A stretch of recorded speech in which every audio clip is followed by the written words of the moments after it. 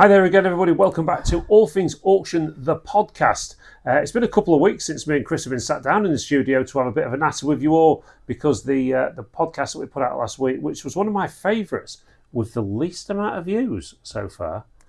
Some of them in it, people are doing other things. The 8-year birthday one. So if you do get a chance, have a look at that one. It was the first one I was able to use some copyrighted music in and all sorts of stuff. So it was quite a big step for us, that one. But it's not a huge amount of views. I can say this, as we sit here now, we are on 2,999 subscribers on YouTube. And I'm hoping by the end of the day we pick up that extra one and get to that 3,000 mark. Big milestone for us. A lot of people would sit there. A lot of people sit there and go, 3,000, that's not many, is it really? Right. You think about 3,000 people. That's a lot of people. Yeah. A lot of people that can potentially see what we chat on about and all the rest of it. And I did a new video last week, just because I wanted to fill some video times. It's been gone down quite well, actually. I'm thinking of doing another this week, which is where I walk around the auction room and pick some items out. What would I buy? What would I try and buy to try and make some money on? And anyway, before we do all that, of course, we have to talk about the week that was. Now, of course, we was both on the rostrum on Saturday. You was having a good look. What do you think to the sale? Oh, and we're having a beer today because we feel that we deserve it, don't we? It's been a good day today. Yeah, cheers. Yeah, cheers. Yeah, we feel that we deserve this. And of course that none of the other staff do, so they're all out there working. They're still working. So what did you... the fridges out. Yeah, what did you think to last week's auction? It's funny because at one point, 1,100 lots, and there's still been a big auction for us. But it felt the room, it wasn't as full, was it? It felt like a small auction, but it was still 1,100 lots. I thought the room set off a little bit quiet. I didn't think it took long, really, about 9:30, 10 o'clock. It's quite busy. It seemed to trickle in, didn't they? Yeah, I thought it was quite busy. Yeah, I think it's an interesting one, because small auction. And of course, we had the comment last week, which was another one of the comments that kind of make me chuckle a little. And I don't think sometimes people think anything of it or mean anything by it. Sometimes they do. But somebody our Lois put a picture on Monday saying on Facebook, this is, auctions filling nicely. And of course, you took this picture about dinner time. And of course, the room was only sort of 2/3 full. And somebody put a comment on, not as busy as it used to be. It's a shame, really. This used to be a good auction. Was that somebody who was sat at home in the middle of the day doing nothing? I think so. Yeah. I mean, it was in the middle of the day as well. And I've got this thing about there's only two sorts of people watch daytime telly: the unemployed and prisoners. So I'm wondering if somebody's sat in a cell somewhere going, I'm going to go at Prestige today. Because got downhill. Yeah, they got 1,100 items. So, but it was actually a very, very good auction. And the thing is, and I tried to point this out on this week's Aftermath, you go to two slack parts of the year at Prestige, and probably a lot of auctions, weekly auctions as well, and they're all centred around holiday time. Yeah. Christmas, summer. What are people doing at the moment? Well, they're thinking about going on summer holidays, they're thinking about sitting in the garden, they're thinking about going on days out. They're thinking about doing more stuff than bringing stuff to an auction room. Look how many things are on a Saturday now. Yeah. Scooter weekend's coming up this weekend. Great, it's got a Lambretta jacket in this week's auction. I got a Lambretta picture from last week's auction. Yeah, just in time then. So, and that's it. But there's loads of stuff happening, isn't there? There is, and that's the thing. You know, we're trying to compete against lots of other things that people want to do at this point of the year, but to say that it used to be a good auction because they're now down to like 1,050 lots or whatever it was. Well, hang on, let's have a look at the other auction in the town for a second. You know, they do a monthly auction. In fact, they haven't done one for 2 months at this moment in time. They've got a big one this week. And the word on the street, I don't know if it's true or not, maybe someone can tell me, when they go in there on Friday, that they're looking to have around a 500 to 600 lot auction from 8 weeks. So when somebody says to us, it's not quite what it used to be. 1,050 lots in 1 week is it's not a small Of course, auction. then Is there's it? always the auction that never was. Which one? Wonderland. Oh, the Wonderland auction. Yeah, that was an interesting thing, that, wasn't it? Yeah, I haven't really got to the bottom of that. No. Other than I spoke to a couple of people who travelled good distance to come and go to it, and it weren't there. Well, look, I mean, I think the thing is, auctions come, auctions go. We've been lucky. We've stayed thanks to you guys supporting us like you do. But not to go over old ground too much, but the thing is, when you're doing an auction, it's a lot of hard work. A lot of hard work and a lot of hours, especially to turn over the amount of gear that we do on a weekly basis. In fact, just 1 second, everybody. I'm going to show you what lotting up on a Monday does to Chris. Chris, Yeah, why are you on the floor? because we had abdominals popped out from under the ribcage. Me abdominals popped out. What's that? Yeah, mate. It's one Ladies, calm down. What happened? Shouldn't be here, really. I should be in special needs or something. So two things, right? So what happened? What? Stop it! You're going to do it again. I just walked through, and there you was, you look like a turtle that was on its back, and it just couldn't wriggle itself up. Well, like a tortoise when it tries And then to get all back. of a sudden, you started shedding your skin, and all this fluffy stuff was there. That's a Barnsley thing, that one. So, is that a rugger thing? That That's about 12 o'clock on a Wednesday in one of the pubs in town, kind of a thing, that was. Dear me. What had you done then? Did you put something out or something? Yeah, I've got this abdominal muscle that every now and again just pops out from under the rib cage because it's detached or something. And it's a bugger to get back in. This is it. And laying on the floor is how you do it. Yeah. We should have got Dave to come and maybe tread on you or something. Oh, that would have stopped it, wouldn't it? But I mean, it's been a. I've been on a jolly today. Have you? Yeah, they let me out. Oh, you've been out, haven't you? Yeah. Yeah. Where you been? Well, normally I'm like kept in the back out of the public eye. Yeah, Till but about- you've been out front today Yeah, as well. been haven't you? out, yeah. Not too many big clearances at the moment. We're certainly filling up again this week, but I know, in fact, you're helping out on the van this week, aren't you? Yeah, Wednesday, Thursday. It'd be nice, be something a bit different. Yeah, no, I quite like getting out and about. And of course, another thing as well, everybody, we are planning on doing the boot sale number 2, which is because we need this 800 quid for this music license. We're £400 in, and we another name card and another boot sale, and I think we're going to be about there. Yeah.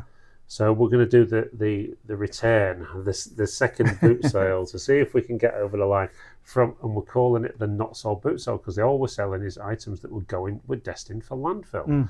So which again proves to people and shows people, that the auction, you're looking at these not sold boxes and you can't see anything, but the stuff is saleable. It is there. Oh yeah, I was telling you earlier on, I've just recently started with teaching Kim how to do Vinted. And she started from that grassroots level, £4 boxes or jewelries and bits and pieces. And I've done it at the same time, so we can, as I'm doing it, I can show her how it all works. And yeah, I think her first week, or the first 10 days, I think she's bagged nearly 260 quid on Vinted. So, Just that's not bad money, is it? no, I mean, her time's her own now, so she's doing that in the morning, Yeah. in an evening, all the day off to do what she wants to do. So it's still not, she's not working at it full time. It's just like an hour here and an hour there. Well, how many times have we said it? That there's so many ways in this industry that you can make money. And Vinted being one of them. Vinted, eBay, Etsy, Facebook Marketplace, Gumtree. I mean, the internet is now littered with these Yeah. kind of companies. And so which sort of brings us on to maybe your subject of the day, which is which is what we was talking about just before we started today, and you was talking about getting off the mainstream and Oh yeah, I mean it's like Kim's took early retirement. She's not going to get a pension for God knows how many years, but she decided to pack in work. Obviously, we've downsized from the mansion. the mansion to the caravan, so life's easy. Yeah, There's less outgoings, and she's kicked back now. So she's finished a job, which was a physically hard job for her to do. She's been a carer for years, which is tough on them. So yeah, she's now going through the vintage selling process and trying to learn new ways to make money without having to jump on the rat race. Of you can pick and choose her hours. Pick and choose, and let's be honest. Let's be honest, and maybe something that the listeners or watchers could leave in the comments here. How many people would get out of their job if they had an option? Yeah. Interesting question, that, because see, I stayed in mainstream employment for many, many years whilst running a business as well, because you kind of get used to that stability. It's conditioning, isn't it? Yeah. But given the choice, how many people would just jump ship and say, I've got an option now. I'm buying this. Let's face it. In the 8 years that Prestige has been running, we've seen quite a few people that have given up the jobs to go buying and selling full time. We have, yeah. And there's a few of them doing it now. Some of them are doing really well. Some of them are getting by. Yeah. But with this industry, and you'll know this. Anybody that knows this industry understands that you've got to put the time and effort in. Knowledge is power in this industry. You go to somebody and say, somebody's got something for sale. Well, of course, as a dealer, if you know what that certain something is, and they don't really know, you are going to get it cheaper. And that's no different to an auction room. You come in and you have knowledge about an item that's in the auction room that other people don't know about, you're going to get it cheaper. Yeah, I mean, some people specialise, don't they, in like really narrow channels. Yeah. So they know things in and out, like watches or pottery or glass, stuff like that. They stick to like quite a narrow channel. I think where you win in this sort of place is knowing a little bit about a lot. Yeah. Enough to know what not. In fact, it's probably more important to know what not to buy. Yeah, because we all get our fingers burnt every now and then, don't we? Yeah. And I think we do. Even seasoned buyers get the fingers burnt in an auction by buying something. If you've not viewed it properly, and you see it as it comes up, you get the auction fever, don't you? Like little plastic tables that you think were metal. Thanks, Chris. Yeah, I bought a plastic table last week that I thought was metal because I just looked at the picture. It did look metal. And it did look metal on the picture, but it wasn't. And but between the pair of us, we can't see the back of the room, can we? So. No. But this is the thing. Just thinking on that though, for the likes of Kim, has Kim got any ideas of taking it to the next level, or has Kim got to the point in her life where, or maybe the same question for you as well, Chris, that you're buying from auctions and such like? I mean, to be fair, it's mainly what you do, isn't it? Just buy from the auctions and use that stuff, plus any other opportunities that come up. But have you got to the level where you're quite happy with that now? You'd quite happily live out your life buying and selling, making a few quid, not necessarily living off grid, because you don't live off grid. No, we just dropped out of the mainstream, haven't we, really? Yeah. Or have you got sort of ideas, of you and Kim have got ideas that in the future, well, you'd like to take it to the next level like me and Lisa did?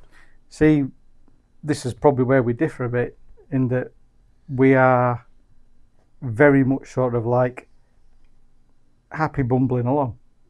I mean, it's not a case of putting in minimum effort, but it's an easy life. And just let me point out, I don't think there's anything wrong with that. I think there's a lot to be said for, if you are doing something on a day-to-day basis and you're bloody happy, then why put stress and problems into your life? Yeah, I mean, I've run a business before where I've been into VAT and stuff and things like that, and it was quite high finance, so it was, I understand, and you can build a monster, something that you've got to keep feeding because you can't back off at a certain point. But none of us want that. We've basically got quite a steady life with good time to ourselves that, we can choose. If we want something, we can turn it on and work harder. Yeah. If we want to kick back a bit, we can just I like that. Tone it down. That is exactly how I think. Well, what have I got to work for? Yeah. Okay. If working for what you need to work for at one point is, well, do you know what? We need to feed ourselves. We need to keep ourselves warm. We need to keep a roof over our head. Okay, that's one level. So you know how much work you've got to do to achieve that. Yeah. Which, in the way the style of living that you're doing now, is a lot easier to get that. We got a goal at the minute. All right. The goal at the minute is January. So we can't stay on site in January. January, February are 2 months that the boot is out. And January, we're off to the little French house, which is off-grid living. But that's a month without income. Yeah. So I can't work in France. I can't sell anything from there. So the goal for this summer is just to work a bit harder to put us a month in front. To put that money away, and have that little stash sat there ready for that month when you can do what you want to do. Yeah. The thing is as well, and I think you sort of think to yourself, right, we need a foreign holiday. Okay, and so you can almost set markers out in this industry and say, right, so we've seen a holiday, all right, it's a couple of grand, whatever. Okay, so this next couple of months, we've got to buy extra, we've got to do extra to get that money to put it together. And because let's face it, I really don't want us to go political today because we always seem to end up political, which is going to be for our other channel that we're going to do. But ultimately, it just seems whatever you try and save and put away these days, they want to take off you or take some of it off, And I think it's extremely frustrating as a business owner or an employee or whatever you are. We're all working class, okay? But whatever we are, we all seem to work our backsides off, and the more you do, the more they want. Yeah. And I think that starts to get frustrating. You can hear it in the customers' voices in the auction room when they're talking about it. Well, yeah, what's the point? Because they'll just tax me more. Yeah. They'll just do me more. This was the thing about people. I was trying to explain this, and I've probably not got it right. It's just what I have read. Train drivers, they're already on 60, 70 grand a year, whatever. And they're refusing to do like a Saturday or a Sunday where they get, whatever, 1,500 quid for a day or something. And you're thinking, 1,500 quid for a day? Surely you'd do that. If I were a train driver, I'd do that. But their argument is, out of that 1,500 quid, they're taxed at 50%. So by the time they're being taxed and nationally insured, the government earns more out of the day that they work than they do. Yeah, and I think that's why they're not working. That's a point where it becomes wrong, where for every pound you earn, if somebody is taking more than you're getting, at that point it's wrong, isn't it? It's got to be wrong. And I think the problem is, and this is again across every kind of job that you do, that if you get to the point where you get to that point where you don't want to better yourself, because what's the point? What's the point of just working to pay somebody else? Why don't we, as a country, why don't we actually promote success? If you work harder, you know what? If you let's turn it on its head, yeah. If you only work 16 hours a week, you pay more tax. If you go up to the middle section, you pay a little bit less. If you go up to the higher section, you pay even less again. To make people get rid of this mindset of, what's the point? Yeah. And so you get to that point where I want to achieve because I will do better. You promote extra work. And there is no incentive. No, there's no incentive for people to better themselves, and I think that's a real shame. And especially when you look at this industry, I watched an interesting thing on YouTube the other week, where some financial guy was talking about what's better, sole trader or limited company. And actually, when you balance the two, there's not a lot between the two of them. There's really not a lot in terms of what you pay in tax. Yeah. So my accountant blates on at me, Carl, you should become a limited company and all the rest of it. And I'm like, well, what's the benefit? Where's the benefit? There's not a huge, you can have dividends and all the rest of it, but there's not a huge amount of benefit. And you That's just going think, to well, change anyway soon, isn't it? well, I mean, I think it's a real shame that, of course, let's forget about the shame for a minute. Let's think about what it drives people to do. Now, we all know, you take yourself off to the boot sale. How many of them people on that boot sale are declaring that money? And it's the same people. 10%? 15%? I don't think it'll be any higher. No, it's going to be low. Are they going to their accountant or ringing up HMRC and saying, I did a boot sale at the weekend, and 200 quid? They're not. Every now and again you see a couple, I've forgotten, I'm not going to say his name, but you might know what I mean.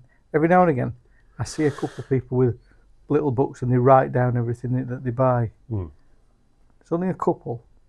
So they must be sort of like accounting properly for that. There are people, but I think it's a shame if you wasn't hammered so much for trying to earn a little bit extra, people would be more honest with the system. But because they just feel that they're getting hammered, or you can understand why people do it. It's not even big money, is it? No, I mean, you talk. The bulk of the people that you're talking about are already working. They work 40 hours a week and they're trying to earn a little bit extra to give them some sort of lifestyle because they haven't got one. Everything's accounted for, isn't it? It's they just need that little bit of cash. Which is why we've promoted as much as we have at Prestige. One of the things that we talk about constantly is, yes, come in, Lisa. So this is what happens. You see, we're halfway through our podcast, and Lisa walks in. Yes, Lisa, what can we do for you? Just let you know I'm going home in a minute. Okay, so we have to carry on working. Just come and sit down for a minute. No, come and sit down. No, I'm good, thank you. We can't see you over there. It can hear you. So who's going to lock up out there? You? I'm doing the podcast. I know. So could Tom lock up maybe? But He's it's got only keys. 10 to 3. They're not going home. Just telling you I am. Oh, okay. That's fair enough. You on flexi time, are you? Yeah. You know the people was talking about just now. You have one Monday off and then then it starts. No, I'm not really. I just thought I'd wind you up. You're not off home? No. Okay, would you like to join the podcast? No, I'm good, thank you. Anything to say to the viewers? Happy Monday. Happy Monday. Okay then. See you later then. Right. Bye. Love you. I love you too. It couldn't get any more live really than that, could it? So and now she stood at the window laughing. Just Lisa all over. We had a lovely phone call today. A chap rang me. He spoke to me.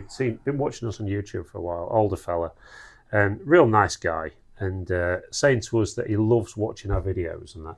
And he's not the first person to say it. There's a lot of them. A lot of people say, I've just found something that I like watching. And he said to me, he said, I love watching on a Saturday, he says, because he said, you're rattling away through 1,000 lots plus. He says, then Lisa comes on, he said, and that laugh makes me laugh every Saturday. And that's quite nice, isn't it? And the banter that we have up there and the bit of fun. Auctions can be fun, can't they? It's not all serious. I mean, we are desperately trying to find the time. I know I go on about this a lot to do other things, aren't we? It's because time, there's isn't so it? many things we want to talk about, so many things we want to do. We want to do the other channel, but the time is the absolute killer. But maybe if we had a videographer, and I can't believe it's that hard to get hold of somebody that can do video in and editing. Are they that rare? Are they? Yeah, and we're not looking for it for free. They just don't seem to be. And we got a media student. I had some media students come from Grimsby College.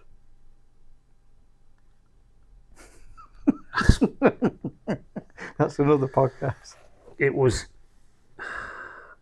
I don't know. Now I'm going to say it right. So call me old-fashioned, okay? Right. But the idea was we wanted some media students come to us, have a chat with us about helping out with doing the Fly on the Wall documentary, okay? So you're doing a media studies thing. You're learning how to do filming, you're learning how to do editing and all the rest of it. A local business that's got a big social media following and all the rest of it, so you've got loads of foundations there already, wants your help. What a great opportunity I think that would be for somebody that's trying to learn, to come and help out, do a bit of real hands-on, get some real life working with an employer, if you like, or a business. And it's pretty raw, this, so they could have made it whatever they wanted. Yeah, they could have helped out and turned it into whatever. So I think we was expecting 5 or 6 of them, something like that, and 2 turned up. And of course, my instant question was, okay, tell me what you know about Prestige then. And this is what I got. It's an auction. It says that on the door. I said, but you must have done some research before you came to us. You knew where you was coming and all the rest of it. No. The whole thing went on like that. I went, well, have you got any ideas? Well, no, we haven't really thought about it. And I'm stood there fizzing inside. I'm going, I go back to Pleasure Island, yeah? The Pleasure Island thing. When I knew I'd got the possibility of doing that job, before I sat down in front of their team, I learned every last thing I could learn about that place. So when I sat there, I had knowledge, I had information. That knowledge and information becomes power. In the end, these people went off. It didn't happen. They said it wasn't for them. Okay, and I gave a bit of feedback, and apparently the feedback wasn't taken very well. But so I tried to explain the feedback. I said, right, listen to this. You've just done your A-level degree, whatever it is, in media, and there's 2 of you from the same course applying for the same job in the real world. You walk in, okay, what can you tell me about yourself? Well, I've done media, I've done this, I've done that, I've done the other, and I've got my degree. Okay, so what else have you done? Well, I've got my degree. Okay, so you learnt everything at school. Did you do anything else? Well, I took a picture of a duck and stuff. And then the next person comes in. Now then, what's your name? Suzanne. All right, Suzanne. Tell me a bit about yourself. Well, I've just finished my degree in media studies, and what we did while I was doing our media studies, we got involved with a local business in Grimsby called Prestige. And what we did is they had a chat with us. They gave us an open book. We could do what we want. Anyway, listen, if you want to switch your computer on, we can show you some of the stuff that we did because it's on YouTube and it's on. All of a sudden, that employer is going to completely interact with you. Oh, great! Show me what you've done. Brilliant! Like that, like that, like that. Who's getting the job? Who's getting the job? It's not hard, is it? No, and I'm like, I'm not. You can't tar all the students with the same brush, but all I was trying to say to them was, have a little bit of get up and go about yourself. Yeah. Take some chances. Come and get involved with something, and because I think this was it years ago. Clearances. Remember trying to get some clearance work with this particular company, and well, we're not seeing anything you've done. I says, right, okay, I'll do the first job for free. I went. And all you do is just pay the costs, yeah? Prove what we did. Next thing we do, got loads of work off them. Yeah. And put your money where your mouth is. Yeah, just, show somebody what you're capable of. Yeah. And so when it comes to stuff like that, I'm quite passionate about it. I'm thinking... Go clued up. Go and sell yourself. I'd always remember my first job in Australia. I sat in this room. There's an Australian auto matting, something to do with like recycled matting for golf courses and stuff. And there was about 5 or 6 in this room, and I think I was the next to the last one. And I remember the door shutting, somebody else going in, coming out. And then I heard the boss like going off like what you are just then. And he was like, I can't believe it, mate. Mate. Says, nobody can add up. Nobody can cut wood. Nobody can interact with customers. Nobody can mix fluids together and get the chemicals right and stuff. He said, they haven't got a clue. So I said, Mr. Mitchell, yeah. I went in and says, right, he says, what can you do? I said, well, I can cut wood, I can mix fluids, I can interact with people, and I can measure properly. And he said, you've got the job.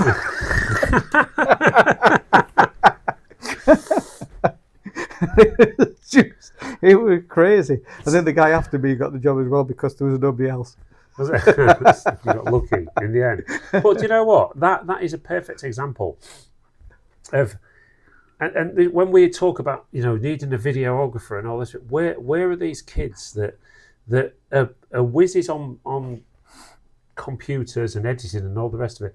They'll sit there 6 hours a day on bloody TikTok and God knows what else, but they're being handed a perfect opportunity here to use some very good editing equipment, some very good high-spec computers. Plenty of content coming out your ears, and then you look at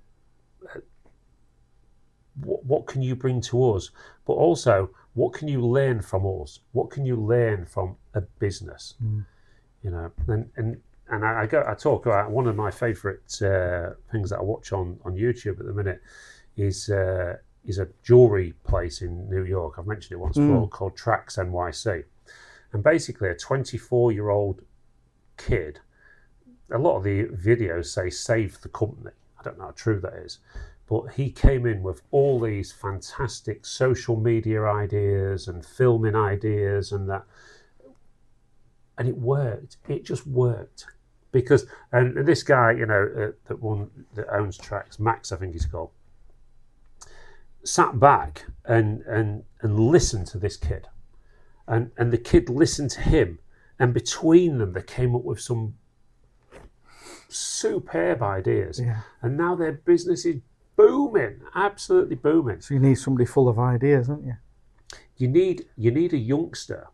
With different ideas than us. Yeah, correct. Yeah. Not the same ideas. No. You don't want somebody to sit down and go, for me to go, this is what I want. Yeah. I want to sit there and say, this is what I'd like to achieve. What do you think? Yeah. Not you. What can you do to help me? What do you think? Yeah, I mean, we're outdated, aren't we? Yeah.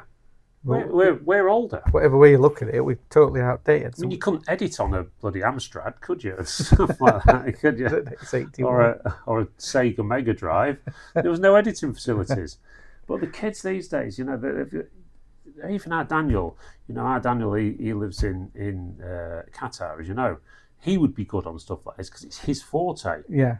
But he's there, and I just wish, and put it out there, kids. If you know anybody, anyone in your family that's sort of this way, we can learn a lot off each other. Yeah, you take it and run. Just go with it.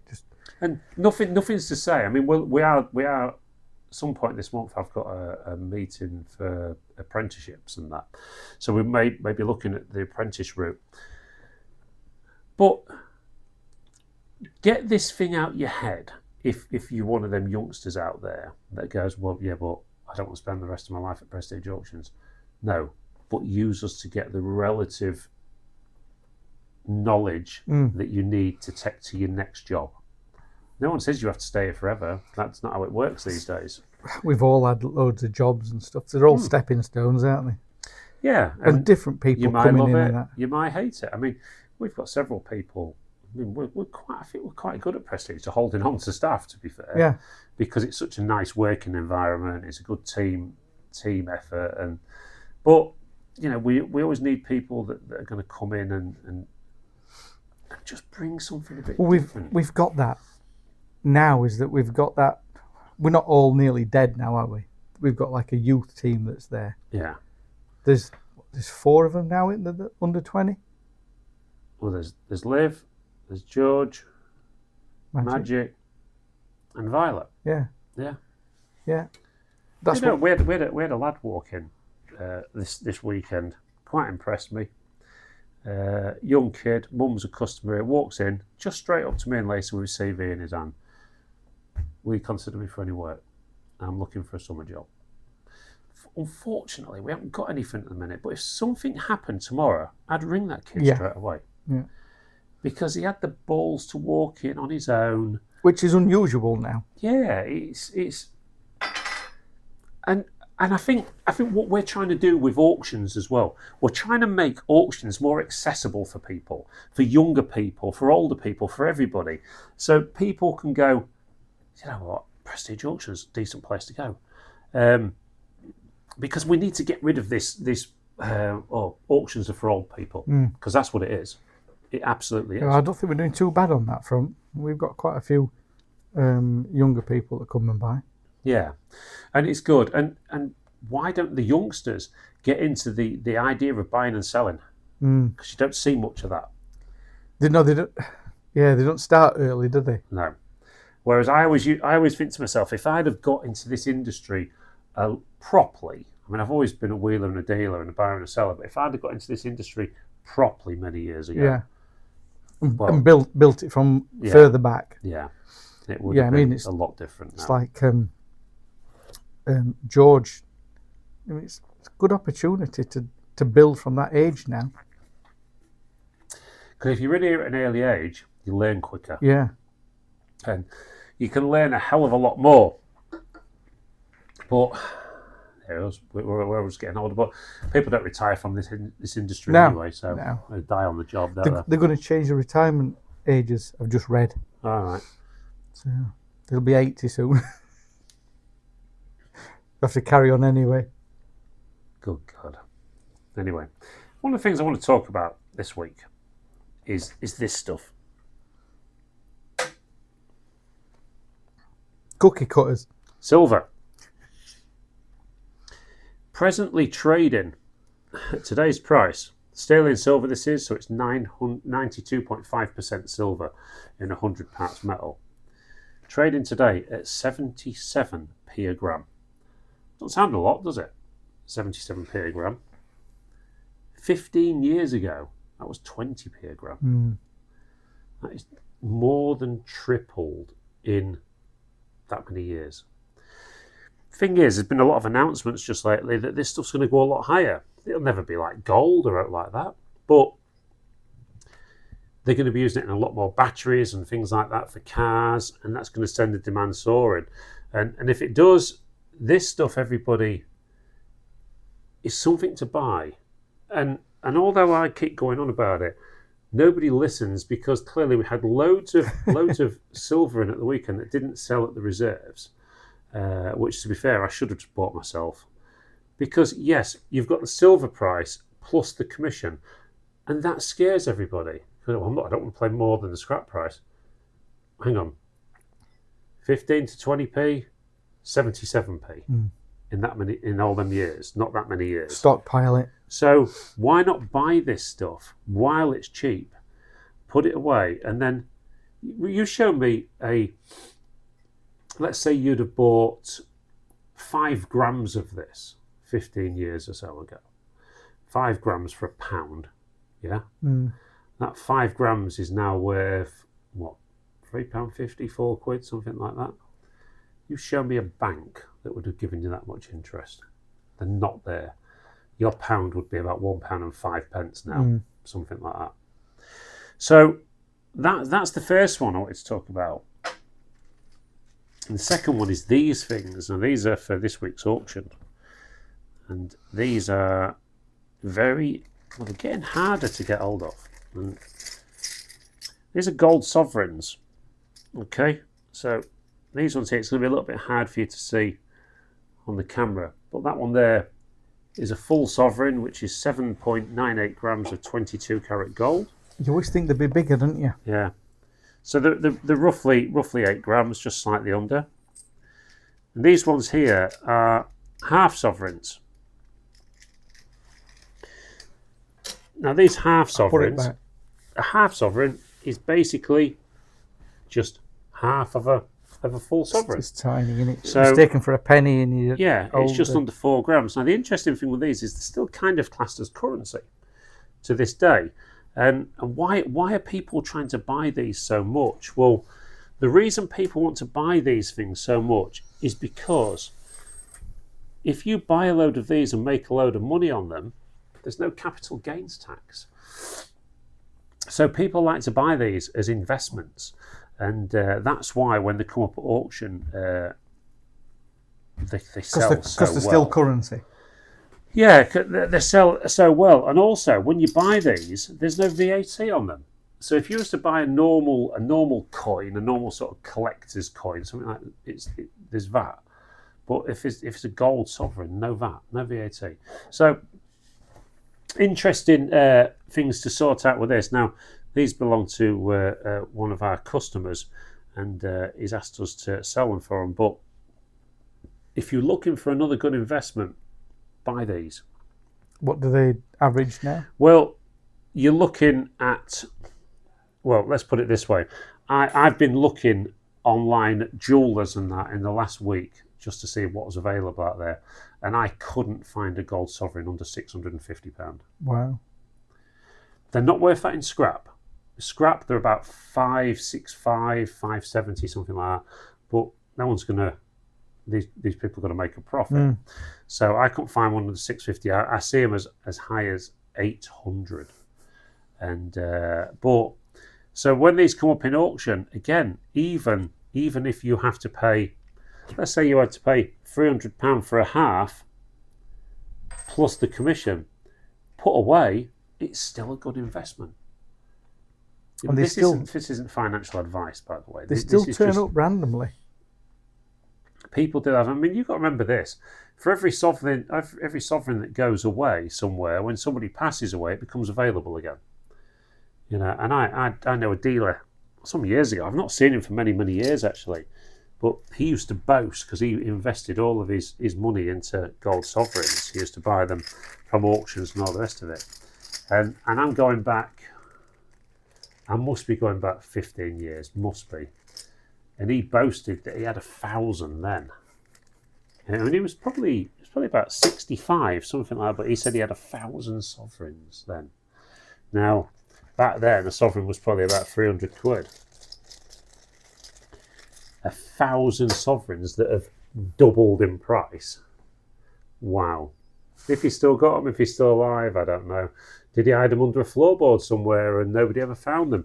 There's all sorts of things that, but this is what digital currency can't replace. Well, this is it. Most things are backed up by gold and silver and things, and it's my own son tried to have a conversation with me that Bitcoin was the future and all the rest of it. And I went, gold. And sure enough, gold has gone up. Yeah, Bitcoin has gone up. There's no doubt about it. But gold seems to just underpin everything. So, you know, what I'm saying to you all is don't be frightened off by a bit of commission above the price of scrap, because it will soon come up to It'll overtake it, won't it? Yeah, and then you've got yourself an investment. You know, and investing in things is, you know, would I say to anybody a good investment is to put it in the bank? No, I don't think I would anymore. My Little Ponies. My Little Ponies. I don't think that's the investment. I don't think My Little Ponies are the investment. But they do all right. Well, how well? Well, you get the right ones. Where do you get them from? Well, we've had a box out of here for £4 that turned into a couple of hundred. Will My Little Ponies stand the test of time? I'm not sure they will. I think they will. I think all that plastic stuff from the 80s will. It's red hot though, isn't it? There's some interesting stuff in the auction this week, isn't there? This is a very good auction this week. Some great records. And we've not done well, you can see it sat there, the jewellery. There's 3 trays of jewellery this week. There's gold, there's silver. It's not you, is it? No. Maybe you could buy Kim something. My Little Ponies. I've got some really, really, really small rings. Anyway, She did buy some mini chairs this week. She did. Yeah. Yeah. And have you seen that conservatory out there that would suit in the tool room? No. There's a conservatory for the caravan. Oh, okay. Yeah, we'll have a look at that. That would be cool. Just out of interest, this is probably the most important thing. She enjoying it. Yeah. She enjoying not having to go to the rat race every day and Absolutely loving it. Aches and pains have gone away. So it's choosing the time to work. yeah, it's certainly a better life. Do a bit of work in between the swimming pool and the show bar and the eating down at Buckets. It's all right. Buckets. Well, we ain't. No, to be fair, we ain't gone for the last 3 weeks. No. We've had 3 crap meals on the bounce. Bad. Really? Bad. Yeah. Because that's the trouble now, isn't it? It's like eating out is expensive. So you want something decent, don't Yeah, you? if you get a bad meal now and you've eaten out and you've paid all that money for it, you feel proper robbed now, don't you? Do you not consider nipping through to spoons on Haven? No, we've been doing more cooking. Yeah. Yeah, we've done more in the caravan now, so we've gone back to, and she's got more time. Yeah. Well, let's face it, it is actually better to cook at home than to actually fill yourself full up of takeaways and that's it. I think when you do this and you don't get into the rat race and work for other people like 9 to 5, 6 days a week or whatever they do, you don't look after yourself, do you? No, you don't. You've got more time to do that when you're doing this. Yeah. It's time for yourself. Look how happy we are. I know. We work a lot of hours at Prestige. You don't work as many hours at Prestige, but you are doing something. You've found something in your life that's not full of pressure. You're not really answering to anybody as such. You've found a happy place, haven't you? Mm. And I think what so many people do in this line of work, in the auction industry, in the buying and selling industry, work for what you want to work, make as much as you want to make. Just learn it. That's all you got to do. Listen, everybody, thank you ever so much for watching All Things Auction, the podcast. Me and Chris are off now to... what are you off to do now tonight, Chris? What have you got planned? Tonight, I'm just going to cook a nice meal tonight in the van, I think. Have a few Jack Daniels. I'll probably list a few bits on Vinted after I've had a couple of drinks because it always works out better that way. Well, then I'll spend all day tomorrow correcting my spelling mistakes. Listing while on Jack Daniels. What could go wrong? Listen, everybody, thank you ever so much for watching. Say goodbye, Chris. Goodbye, Chris. We'll see you all very soon Come back, Larry. at the auction.